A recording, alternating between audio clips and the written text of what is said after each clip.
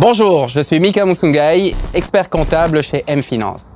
Dans le cadre de l'émission podcast Booster votre PME, nous avons reçu plusieurs questions auxquelles nous allons apporter des réponses au travers de cette vidéo. La question du jour porte sur le passage en société. Mika, Marianne, une jeune entrepreneuse qui possède une petite fabrique de chaussures de luxe, assiste à une croissance rapide de son activité. Elle emploie 2 personnes et s'interroge sur les avantages et les inconvénients de transformer son entreprise individuelle en société. Est-ce que les bénéfices l'emportent sur les contraintes administratives et le coût supplémentaire que représente une société? Quels seraient vos conseils pour Marianne dans cette situation?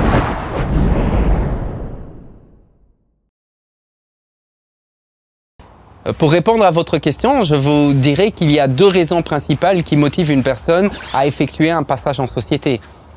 Soit pour la raison juridique, c'est-à-dire qu'on a une volonté de dissocier son patrimoine privé de son patrimoine professionnel. On va créer une entité juridique qui va être la société dans laquelle on va mettre l'activité professionnelle qui sera totalement séparée de sa sphère privée, de sa sphère familiale.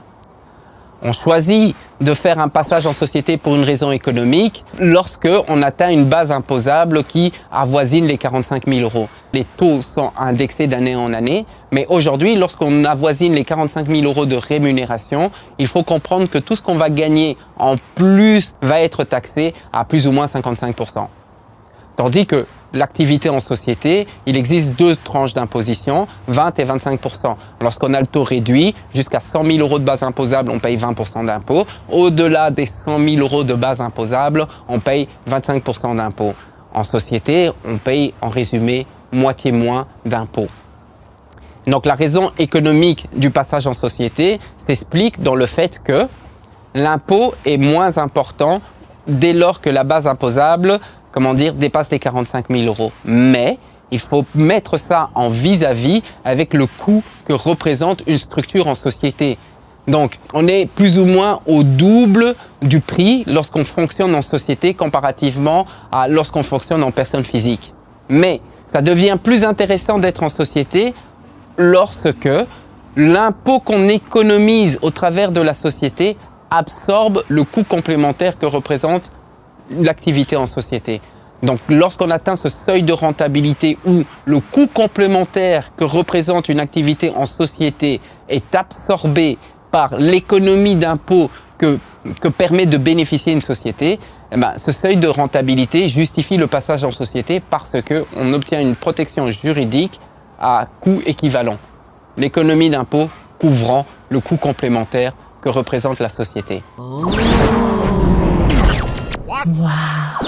Ce qui va venir par la suite au-dessus, ça sera au bénéfice de l'entrepreneur qui exerce en société.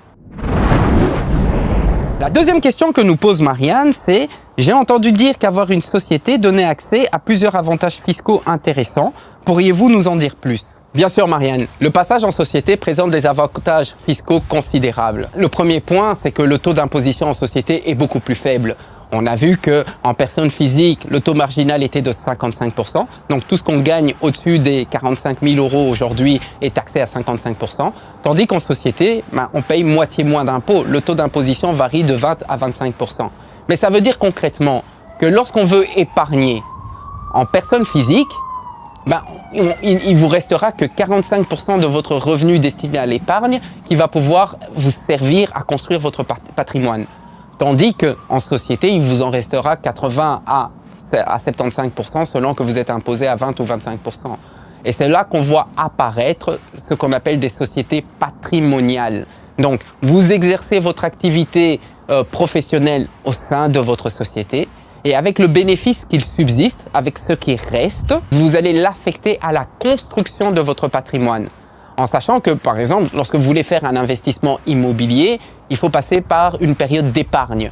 Lorsque vous épargnez en personne physique, vous épargnez 45 % de vos revenus. Lorsque vous épargnez en société, vous en épargnez 80 à 75 %.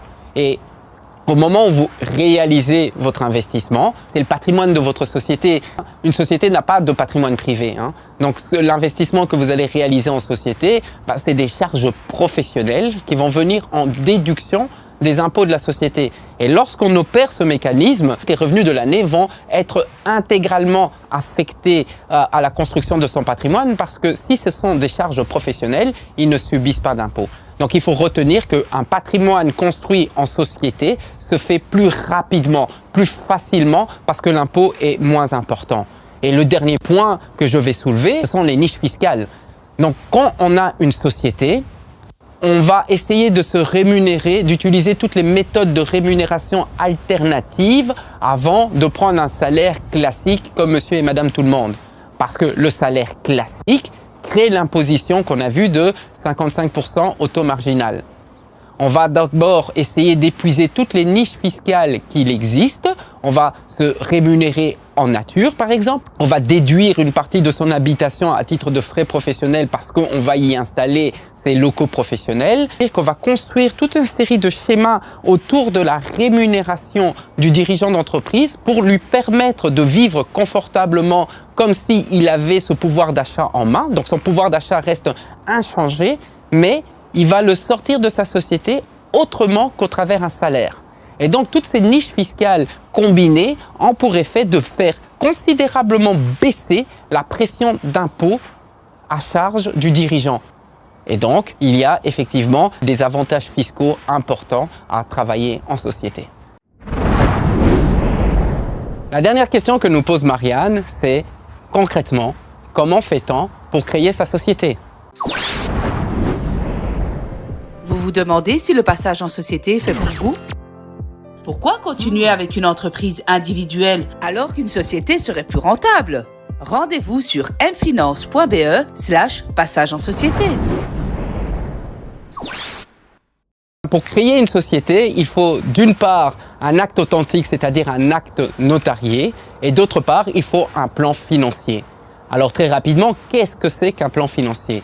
Un plan financier, c'est une projection de l'activité professionnelle durant les 2 ou 3 prochaines années qui permet de voir quels sont les chiffres attendus. Au travers de ce plan financier, le fondateur doit démontrer que la réserve d'apport, c'est-à-dire les fonds initiaux qu'il va mettre à disposition de la société qu'il crée, sont suffisants pour permettre à cette société de faire face à ses obligations. On a vu qu'une société permettait de séparer le patrimoine privé du patrimoine professionnel, mais il est important de le préciser, les fondateurs sont personnellement responsables de la bonne réalisation du plan financier. Ce que le législateur a voulu mettre en place, c'est d'impliquer le fondateur. Donc, on lui donne plus de capital minimum. Il peut créer sa société avec le montant qu'il juge nécessaire, même avec 1 euro symbolique. Mais par contre, on va lui demander de justifier que le montant qu'il va mettre à disposition de la société à sa naissance est suffisant pour permettre à cette société de pouvoir faire face à ses obligations. Et donc, cette responsabilité qu'a le fondateur, c'est par rapport à la bonne réalisation du plan financier ou plutôt par rapport au capital qu'il aura choisi de mettre au départ. Je dis capital parce que c'était comme ça qu'on appelait ça avant. Aujourd'hui, on parlera de réserve d'apport. Ça reste le même montant. Ce sont les fonds initiaux qu'on met à disposition de sa société. Et donc, la responsabilité des fondateurs se situe sur la bonne réalisation du plan financier. Est-ce que le plan financier a été fait avec suffisamment de sérieux? Pour créer sa société, on a donc besoin d'un acte notarié et d'un plan financier fait avec suffisamment de sérieux. Voilà, nous sommes arrivés à la fin de la vidéo. J'espère avoir pu répondre convenablement à vos interrogations. Si cette vidéo vous a plu, je vous invite à vous abonner à la chaîne ou à la partager. Ça nous soutiendra tout simplement, ça nous permettra de nous faire connaître. Et voilà, je vous dis à bientôt et n'hésitez pas à formuler vos prochaines questions. À bientôt, au revoir.